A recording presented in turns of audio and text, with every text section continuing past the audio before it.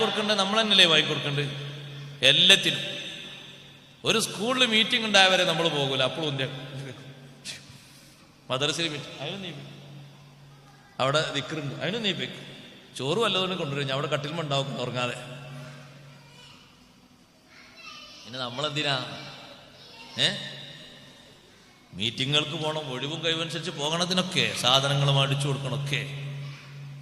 എനിക്കങ്ങോട്ട് എത്താൻ കഴിയാത്ത രൂപമാണെങ്കിൽ ഞാൻ എൻ്റെ ഒരു സുഹൃത്തിനെ വിളിച്ച് പറയും, സാധനങ്ങളൊക്കെ എടുത്തിട്ട് ഞാൻ വീട്ടിലേക്ക് വിളിച്ചറിയാം, അവിടെ കൊണ്ടുപോയിട്ട് വരാന്തയിൽ വെച്ചാൽ മതി, ഞാൻ വിളിച്ചോളൂ, നിങ്ങളവിടെ കൊണ്ടുപോയി വെച്ചാൽ മതി. അദ്ദേഹം അവിടെ കൊണ്ടുപോയി വെക്കും. അവിടെ എത്തിയാൽ എനിക്കൊന്ന് കോൾ ചെയ്യും, ഞാൻ അങ്ങോട്ട് ഫോൺ വിളിക്കുക, സാധനങ്ങളൊക്കെ അവിടെ തിൻ്റെ അടുത്ത് ഉള്ളിലേക്ക് വെക്കണം. എന്താ ഇപ്പം എൻ്റെ പെണ്ണൊക്കെ അറിയില്ല, ഒന്ന് പറത്തിട്ട് അതിൻ്റെ മേലൊന്ന് പുറക്കട്ട് ഒരു കൊട്ടയെടുത്ത് ഇങ്ങനെ പോകാൻ. സഹോദരിമാരെ ഇറങ്ങിപ്പോകരുത്. ആണുങ്ങൾക്ക് നല്ല ലിസ്റ്റ് കൊടുക്കുക, നല്ല പണിയും കൊടുക്കുക. നമ്മൾ ഉത്തരവാദിത്തമാണത്. വൈകുന്നേരങ്ങളിൽ അങ്ങാടിയിൽ പോയി വീട്ടിലേക്കുള്ള സാമഗ്രികളൊക്കെ വാങ്ങിക്കൊണ്ടുവന്ന് കൊടുക്കുന്ന മഹാനായിരുന്നു ഇമാമുന ഷാഫിഈ റളിയല്ലാഹു. മഹാന്മാരൊക്കെ പരിശോധിച്ച് നോക്ക് നിങ്ങൾ, എല്ലാവരും അങ്ങനെ ചെയ്തിരുന്നത്. ഷാഫി ഇമാമ നിങ്ങൾ ഒരു തിരക്കില്ല, പള്ളിൻ്റെ മൂലക്കൽ ഇങ്ങനെ ദിക്റിലിരിക്കുന്നു, ഒരു പണിയില്ലേ, ദർസില്ലേ, ദീനീ ദഅവത്തില്ലേ, ഖിദ്മത്തില്ലേ.